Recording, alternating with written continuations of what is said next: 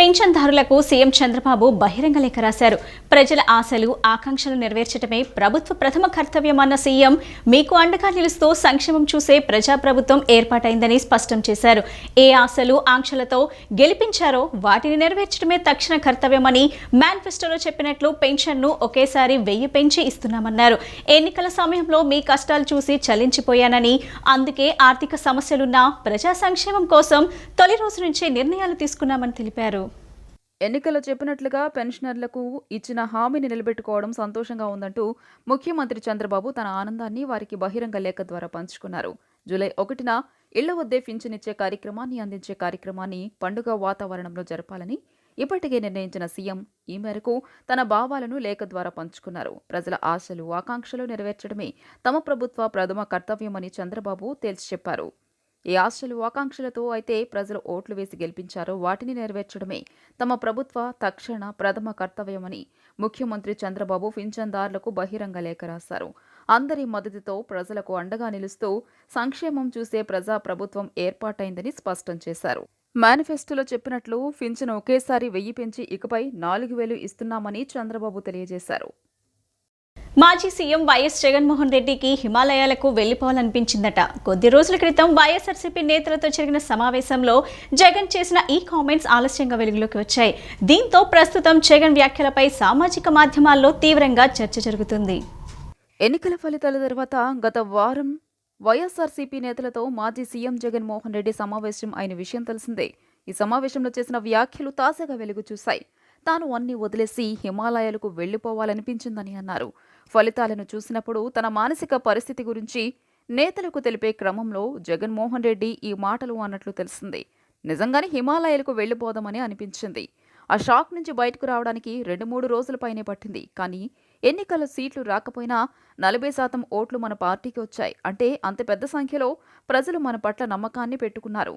అది చూశాకనే మనం నిలబడాలి, మనకు ఓట్లు వేసిన ప్రజల కోసం పనిచేయాలి అనిపించింది. దాంతోనే మెల్లగా ఎన్నికల ఫలితాల నుంచి బయటకొచ్చాను. ఆ రిజల్ట్స్ ఎందుకలా వచ్చాయి అనేందుకు అనుమానాలు కారణాలు ఏవి ఉన్నా మనకు ఓట్లు వేసిన ప్రజల కోసం ముందు నిలబడాలి. సర్వేలు చేయించాం, వాటిలో ఎక్కడా కూడా వ్యతిరేకత లేదు. అందువలనే కాన్ఫిడెంట్గా ఉన్నాం. కానీ ఫలితాలు మరోలా వచ్చాయి. వాటిని చూసినప్పుడు నా పరిస్థితి ఇలా ఉంటే క్షేత్రస్థాయిలో మీకు కూడా ఇబ్బందిగానే ఉంటుంది. మీ పరిస్థితిని నేను అర్థం చేసుకోగలను. నేను ఆ పరిస్థితి నుంచి బయటకు వచ్చినట్లే మీరు కూడా ఎన్నికల ఫలితాల నుంచి బయటకు రండి. ప్రజలకు పార్టీ కార్యకర్తలకు అండగా నిలబడే కార్యక్రమాలకు సిద్ధమవ్వండి అని నేతలతో మాజీ సీఎం వైఎస్ జగన్ అన్నారు. వైఎస్ఆర్సీపీ ప్రభుత్వ హయాంలో కాకినాడ పోర్టుని అడ్డాగా మార్చుకొని ఆహార మాఫియా నడిపించారని పౌర సరఫరాల శాఖ మంత్రి నాదెండ్ల మనోహర్ మండిపడ్డారు. ఈ నేపథ్యంలో శాఖలన్నీ మాజీ ఎమ్మెల్యే ద్వారంపూడి చంద్రశేఖర్ కుటుంబం కోసమే పనిచేశాయని మంత్రి ఆరోపించారు. కాకినాడ కలెక్టరేట్ వివేకానంద సమావేశ మందిరంలో జిల్లా అధికారులతో ఆయన సమీక్ష నిర్వహించారు. పౌర సరఫరాల శాఖలో వ్యవస్థపరమైన లోపాలను అధికారులతో చర్చించారు. ప్రిలిమినరీగా మేము ముందడుగు వేశాం. అందులో భాగంగా ఈ 10లో 7 చోట్ల మాకు రీసైకిల్ రైస్ చాలా స్పష్టంగా జరుగుతుందనేది మనకి ఆధారాలతో సహా దొరికింది. అందులో పెద్ద పెద్ద పేర్లు చాలా ఉన్నాయి, మీ అందరు చూశారు పొద్దు నుంచి. సో ఇంకొంచెం సమయం కావాలి. నేను అన్నట్టు రేపు 11 మీకు ప్రెస్ బ్రీఫింగ్ చేస్తాం. వీళ్ళందరిపైన 6A కింద, అదేవిధంగా మా లీగల్ మెట్రాలజీ తరఫు నుంచి కూడా కేసులు బుక్ చేసి సీరియస్ యాక్షన్ తీసుకుంటాం. స్టాక్ ఎంతవరకు ఉందో అంతవరకు సీజ్ చేసి వాళ్ళపైన తీసుకోవాల్సిన చర్యలు ఖచ్చితంగా తీసుకుంటాం. నేను ఉదయం అన్నట్టు ఇది ఊహించని విధంగా కాకినాడని ఒక మాఫియా అడ్డాగా తయారు చేశారు. పేదవాడి పొట్టగొట్టి ఒక కుటుంబానికి ఉపయోగపడే విధంగా దుర్మార్గంగా ఇన్ని సంవత్సరాల నుంచి వీళ్ళు నడుపుకున్నారు. 5 సంవత్సరాల క్రితం మీరు లెక్కలు చూస్తే 2019లో ఎట్లా ఉండేది, 2024లో ఎట్లా ఉందనేది చూస్తే ఆశ్చర్యపోతారు. కేవలం ద్వారంపూడి కుటుంబం, వాళ్ళ అనుచరులు, కొంతమంది అధికారులు కూడా. ఉదాహరణకి మీకు ఇప్పుడు నేను ఇంతకుముందే నేను సర్లా ఫుడ్స్కి వెళ్ళాను. దిగ్గానే ఇక్కడ ఏం లేదు, అంతా ఓకే అని చెప్పారు. నాకు ఎందుకు అనుమానం వచ్చి లోతుగా చెక్ చేస్తే అక్కడ కూడా దొరికింది. సో అధికార యంత్రాంగాన్ని కూడా నేను రిక్వెస్ట్ చేస్తున్నాను, దయచేసి అవి మానుకోండి. సీఎం చంద్రబాబు సతీమణి NTR trust managing trustee Nara Bhuvaneshwari Krishna జిల్లా చల్లపల్లి మండలం పాగూరులో పర్యటించారు. NTR model school AP campus పరిశీలించారు. విద్యార్థులు సిబ్బందిని ఆప్యాయంగా పలకరించారు. ఆత్మీయంగా మాట్లాడి ఫోటోలు దిగారు. విద్యార్థులకు భువనేశ్వరి స్ఫూర్తిదాయకమైన విషయాలను బోధించారు. తర్వాత వారితో కలిసి భోజనం చేశారు. ఉత్తమ ఫలితాలు సాధించాలని కోరారు. సీఎం నారా చంద్రబాబు నాయుడు సతీమణి నారా భువనేశ్వరి భావోద్వేగానికి గురయ్యారు. చల్లపల్లి ఎన్టీఆర్ మోడల్ స్కూల్ విద్యార్థులతో మాట్లాడుతూ ఎమోషనల్ అయ్యారు. పిల్లలతో భోజనం చేసి వారి యోగక్షేమాలు అడిగి తెలుసుకున్నారు. చాలా రోజుల తర్వాత ఇక్కడ పిల్లలతో ఆమె ఆనందంగా గడిపారు. పిల్లల్ని చూసేందుకు శుక్రవారం ఆమె చల్లపల్లి ఎన్టీఆర్ మోడల్ స్కూల్ని సందర్శించారు. పిల్లలందరినీ ఆప్యాయంగా పలకరిస్తూ హత్తుకున్నారు. సౌకర్యాలు ఎలా ఉన్నాయంటూ పిల్లలను అడిగి తెలుసుకున్నారు. పిల్లలతోనే కలిసి ఆమె భోజనం చేశారు. కాగా ఎన్టీఆర్ ట్రస్ట్ మేనేజింగ్ ట్రస్టీగా భువనేశ్వరి 400 మందికి పైగా అనాథలు పేద పిల్లలను చదివిస్తున్నారు. విద్యార్థులకు అన్నీ తానే చదివిస్తున్నారు. You are very fortunate to come to the trust school to study, especially who have come out of Challapalli. Don't you feel fortunate to be here? Yes or no? మీకు అర్థమైందా నేను చెప్పింది? మీ ఇక్కడికి వచ్చి చదువుకోవటానికి మీరు చాలా అదృష్టం చేశారని నేను అనుకుంటున్నాను. And దేవుడు కూడా God has given me the opportunity to serve you children. Even I am very thankful God has given me this opportunity, and because of our mentor. Who is our mentor? Trust mana NTR Trust mentor garu evarandi? Yes, CBN sir, Chandrababu Naidu garu. So I am also fortunate because of him. He started the trust, and because he has no time, I am taking care of the trust. Okay? Yeah. So you all, I want each one of you all to work very, very hard and go to that top levels of your education. రాష్ట్రంలో అన్ని కులాలతో పాటు కాపులంతా అండగా నిలవడంతోనే TDP, Janasena, BJP కూటమి అధికారంలోకి వచ్చిందని విజయవాడ మధ్య నియోజకవర్గం MLA bonda Umamaheswararao అన్నారు. చంద్రబాబు, పవన్ కళ్యాణ్ నేతృత్వంలోని కూటమి ప్రభుత్వం కాపుల సంక్షేమానికి పూర్తిగా కట్టుబడి ఉందన్నారు. చంద్రబాబు కాపులకు ప్రాధాన్యం ఇస్తున్నారని తెలిపారు. మొగల్రాజ్పురంలోని అమ్మ కళ్యాణ మండపంలో రాయల్స్ క్లబ్ అసోసియేషన్ ఆధ్వర్యంలో విజయవాడ మధ్య నియోజకవర్గం ఎమ్మెల్యే బోండా ఉమామహేశ్వరరావుకు ఆత్మీయ సన్మాన కార్యక్రమాన్ని నిన్న రాత్రి నిర్వహించారు. క్లబ్ తరపున బోండా ఉమామహేశ్వరరావును ఘనంగా సత్కరించారు. ఈ సందర్భంగా ఆయన మాట్లాడుతూ టీడీపీ హయాంలో కాపు కార్పొరేషన్ ద్వారా కాపు విద్యార్థుల విదేశీ విద్య కోసం 11 లక్షల రూపాయలు అందించామన్నారు. జగన్ వచ్చాక అది ఉందో లేదో తెలియని పరిస్థితి నెలకొందన్నారు. కాపులను జగన్ ప్రభుత్వం పూర్తిగా నిర్లక్ష్యం చేస్తున్నారు. కాపు సామాజిక వర్గం కోటాలోనే తనకు ఎమ్మెల్యే సీటు ఇచ్చారని విజయం సాధించానని పేర్కొన్నారు. ఎన్నికల్లో తనకు మెజారిటీ వచ్చినన్ని ఓట్లు కూడా తనపై పోటీ చేసిన వారికి రాలేదని గుర్తు చేశారు. చంద్రబాబు కాపులకు ప్రాధాన్యమిస్తున్నారని తెలిపారు. అనేక సేవా కార్యక్రమాల ద్వారా కాపుల అభ్యున్నతికి పాటుపడుతున్న రాయల్స్ క్లబ్కు తన వంతు సహకారం అందిస్తానని, క్లబ్ కేంద్ర కార్యాలయ నిర్మాణానికి సహకరిస్తానని ఆయన హామీ ఇచ్చారు. రాయల్ క్లబ్ అసోసియేషన్ జాతీయ అధ్యక్షుడు సుంకర కృష్ణ మాట్లాడుతూ పేదరికంతో కాపుల విద్యకు దూరం కాకూడదనే రాయల్స్ క్లబ్ ద్వారా సేవలు అందిస్తున్నామని తెలిపారు. తమ అసోసియేషన్ తరపున నిర్వహిస్తున్న వివిధ సామాజిక సేవా కార్యక్రమాల గురించి వివరించారు. Club trust chairman Peteti Pullaiah, club జాతీయ మాజీ అధ్యక్షుడు Miriyala Venkateswararao, program committee chairman Ramisetti Kondalarao, Y Sivaramakrishnaiah, కోశాధికారి గునుకుల పుల్లయ్య, ఎర్రంశెట్టి శ్రీనివాసరావు పాల్గొన్నారు. సూర్యుని చూపిస్తావు, ఎప్పుడు చూపిస్తావు? బోండావా లేపేస్తావు, ఎప్పుడు లేపుతావు?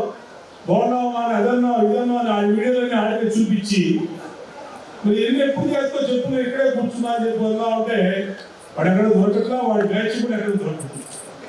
ఇది వాడు దొరుకుతున్నట్టు పరిణామం. కానీ ఎప్పుడో వాడు దొరుకుతారు, వీళ్ళందరూ ఎక్కడికి పోదు.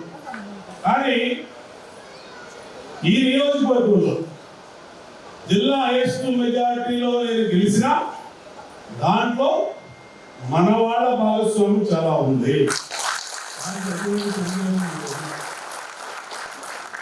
నేను మొదలనే చెప్తా, నేను ఈ సామాజిక వర్గంలో పుట్టుబట్టే, ఈ సామాజిక వర్గంలో సామాజిక సమీకరణాలను బట్టే, ఎందుకంటే రాజకీయ పార్టీలు ఎప్పుడు ఏ రాజకీయ పార్టీ అయినా ఈ కులానికి ఎన్ని సీట్లు, ఈ కులానికి ఎన్ని సీట్లు, ఈ కులానికి ఎన్ని సీట్లు అని కేటాయిస్తారు. దాంట్లో భాగంగానే నేను కాపులు కాబట్టే నాకు టికెట్ వచ్చింది. గత వైకాపా ప్రభుత్వం రాష్ట్రంలో 5 ఏళ్ల పాటు అప్రకటిత ఎమర్జెన్సీని అమలు చేసిందని రాష్ట్ర వైద్య ఆరోగ్య శాఖ మంత్రి వై సత్యకుమార్ యాదవ్ మండిపడ్డారు. ఎక్కడ చూసినా అధికార దుర్వినియోగం, అక్రమాలు, అన్యాయాలేనని ప్రజలు 5 ఏళ్లు ఓపిక పట్టి ఒక్కసారి అరాచక ప్రభుత్వాన్ని గద్దెదించారన్నారు.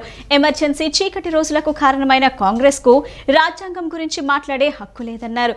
మోడీ మూడోసారి ప్రధాని అయితే రాజ్యాంగాన్ని మారుస్తారంటూ ఎన్నికలకు ముందు కాంగ్రెస్ తో పాటు కొన్ని పార్టీలు దుష్ప్రచారం చేశాయన్నారు. గతంలో అధికారం కోసం రాజ్యాంగాన్ని సవరించింది, ఎమర్జెన్సీని విధించింది కాంగ్రెసే అని పేర్కొన్నారు.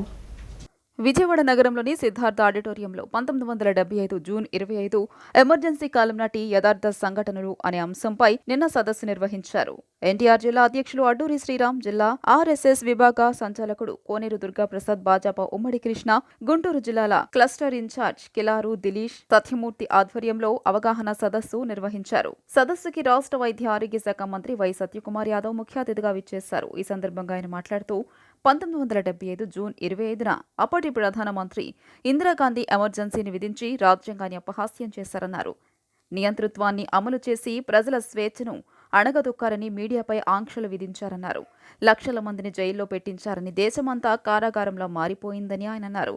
మోదీ మూడోసారి ప్రధాని అయితే రాజ్యాంగాన్ని మారుస్తారంటూ ఎన్నికలకు ముందు కాంగ్రెస్తో పాటు కొన్ని పార్టీలు దుష్ప్రచారం చేశాయన్నారు. గతంలో అధికారం కోసం రాజ్యాంగాన్ని సవరించింది, ఎమర్జెన్సీని విధించింది కాంగ్రెస్సే అని అన్నారు. నాటి విషయాలను నేటి తరం తెలుసుకోవాలన్నారు. వైకాపా పాలనలో గాడి తప్పిన రాష్ట్రాన్ని అభివృద్ధి బాటలో నడిపేందుకు ముఖ్యమంత్రి చంద్రబాబు నాయుడుకి కొంత సమయం ఇవ్వాలని కోరారు.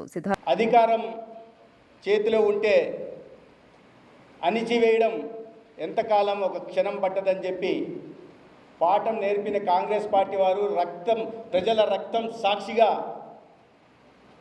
అవాళ చీకటి రోజులు తెచ్చిన కాలం 70వ దశకం.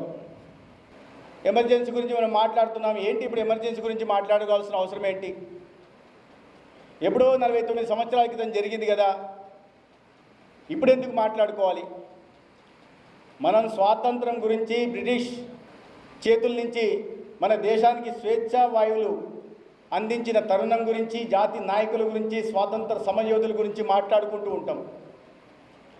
ఈ దేశంలో 2వ స్వాతంత్ర పోరాటంగా పరిగణించబడ్డ కాలం ఆ అత్యయిక పరిస్థితిలో, ఎమర్జెన్సీ కాలంలో ప్రజలు చేసిన పోరాటం, ముఖ్యంగా రాష్ట్రీయ స్వయం సేవక్ సంఘ్, దేశభక్తులు కలిసి చేసిన 21 నెలల పాటు చేసిన పోరాటం 2వ స్వాతంత్ర పోరాటం అని చెప్పడంలో ఎటువంటి అతిశయోక్తి లేదంటే చరిత్రలో లిఖించదగ్గ ఆ కాలం గురించి మనం మననం చేసుకోవాలి, భావి తరాలకు తెలియాలి, వర్తమాన తరాలు కూడా తెలుసుకోవాల్సిన అవసరం ఉంది.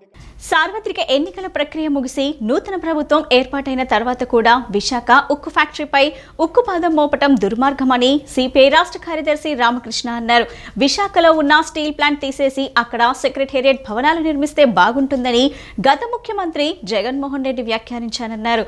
ప్రస్తుత ముఖ్యమంత్రి చంద్రబాబు నాయుడు ప్రతిపక్షంలో ఉన్నప్పుడు విశాఖ ఉక్కు ఫ్యాక్టరీ ప్రైవేటీకరణ నుండి కాపాడతామని హామీ ఇచ్చి అధికారంలోకి వచ్చారన్నారు.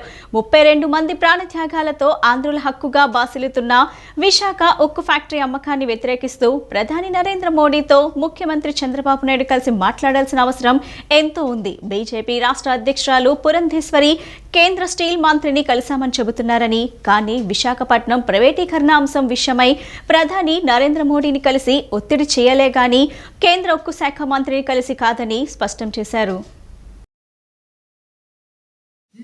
ఇష్యూ మన రాష్ట్రానికి సంబంధించిన ఇష్యూ, మన రాష్ట్ర ప్రజల యొక్క ఒక మాటలో చెప్పాలంటే సెంటిమెంట్ కూడా ఇందులో ఉంది. అమరావతి రాజధాని ఏ రకమైన సెంటిమెంట్ ఉందో విశాఖ స్టీల్ ప్లాంట్ కూడా అలాంటి సెంటిమెంట్ లేదు. కాబట్టి ఏమంటే దీనికోసం అక్కడ కూడా చేయాలి. మన బీజేపీ రాష్ట్ర అధ్యక్షుడు పురంధరేశ్వరి గారు స్టీల్ మినిస్టర్ కలిసినామన్నారు. స్టీల్ మినిస్టర్ కాదు కలవాల్సింది, ప్రైమ్ మినిస్టర్ కలవాలని కోరుతారు. ఎందుకంటే ఇవాళ నిర్ణయం చేసేది ప్రైమ్ మినిస్టర్ అయితే స్టీల్ మినిస్టర్ ఏం చేస్తారు? కుమారస్వామి గారు ఏం చేయలేదు. కాబట్టి ఏమంటే ఇవాళ క్లియర్ కట్గా దీన్ని కాపాడుకోవాలంటే దాన్ని సైడ్ అడ్బరబుల్ కనిపించడం మంచిది, లేదంటే దానికి ఏవైతే మైనింగ్ ఉందో మైనింగ్ కట్టబెట్టి ఆ రకంగా దానికి చేస్తే ఖచ్చితంగా లాభాల బాటలో ప్రయాణిస్తుంది. 2023-24లో వేల కోట్ల రూపాయలు నష్టం వచ్చింది.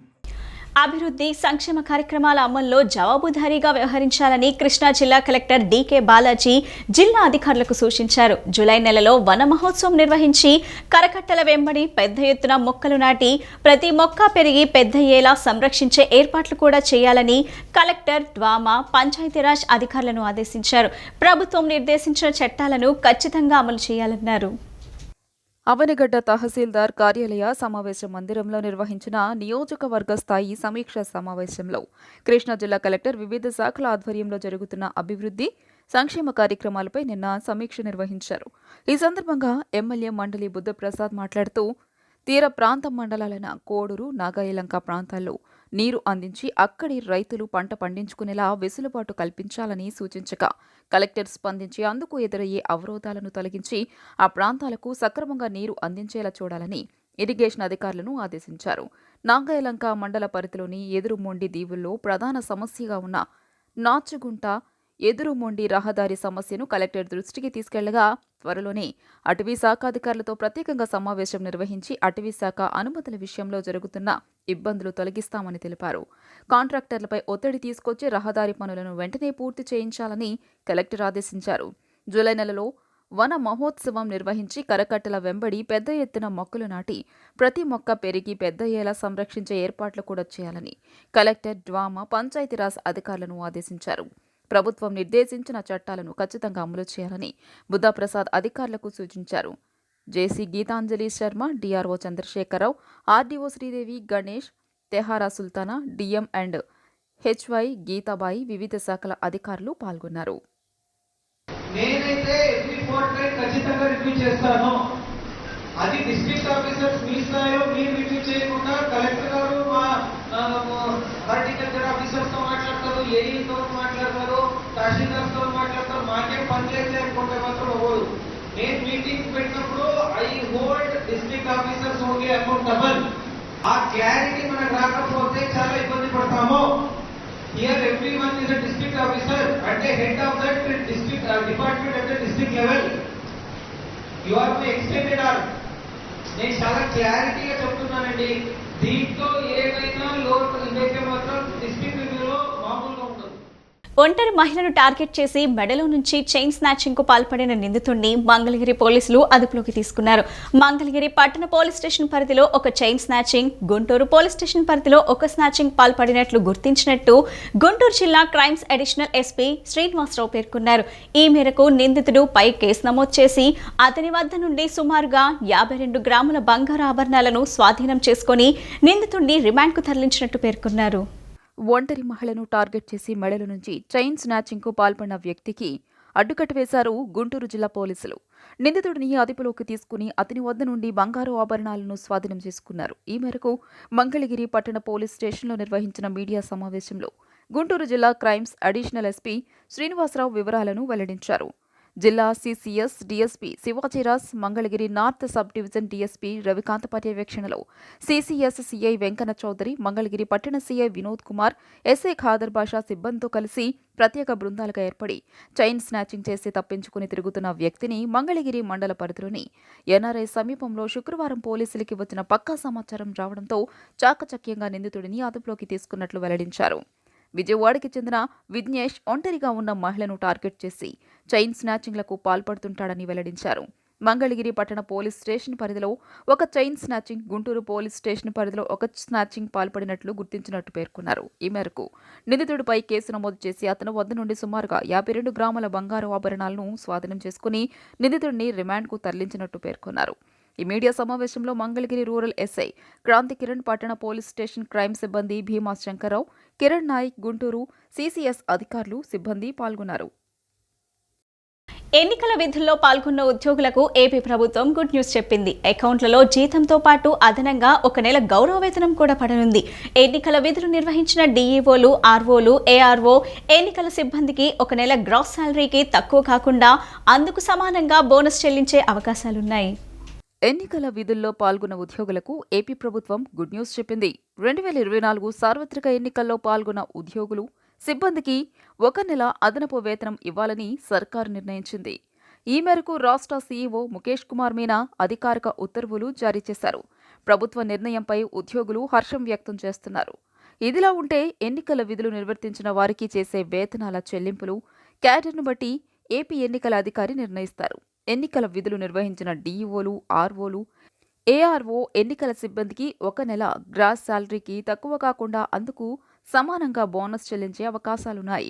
రాజధాని అమరావతి పరిధిలో పనిచేస్తున్న ఉద్యోగులకు సైతం రాష్ట్ర ప్రభుత్వం ఇప్పటికే శుభవార్త అందించింది. అమరావతి రాజధాని పరిధిలోని కార్యాలయాల్లో పనిచేసే ఉద్యోగులకు వారంలో 5 రోజుల పని విధానాన్ని కొనసాగించేందుకు ప్రభుత్వం నిర్ణయించింది. సెక్రటేరియట్, వివిధ శాఖాధిపతులు, కార్యాలయాలు, కార్పొరేషన్లు, ప్రభుత్వ సంస్థల్లో పనిచేస్తున్న ఉద్యోగులకు వారానికి 5 రోజుల పని దినాల అవకాశాన్ని మరో ఏడాది పాటు పొడిగిస్తూ నిర్ణయం తీసుకుంది. ఉద్యోగులకు 5 రోజుల పని దినాల ఫైల్పై సీఎం చంద్రబాబు ఇప్పటికే సంతకం పెట్టగా సాధారణ పరిపాలనా శాఖ ఉత్తర్వులు జారీ చేసింది. ఆయా పని దినాల్లో ఉదయం 10 గంటల నుంచి సాయంత్రం 5 గంటల 30 నిమిషాల వరకు ఉద్యోగులు విధులు నిర్వహించాలని ఉత్తర్వుల్లో పేర్కొంటూ జూన్ 27 నుంచి ఉత్తర్వులు అమల్లోకి వస్తాయని సీఎస్ నీరబ్ కుమార్ తెలియజేశారు. తమ విజ్ఞప్తి మేరకు మరో ఏడాది వారానికి 5 రోజుల పని విధానం కొనసాగించేందుకు ఆమోదం తెలిపిన ముఖ్యమంత్రి చంద్రబాబు నాయుడుకు సచివాలయ సంఘం ధన్యవాదాలు తెలిపింది. ఈ బులెటిన్ ఇంతటితో సమాప్తం. తిరిగి మరో బులెటిన్లో కలుద్దాం. నమస్కారం.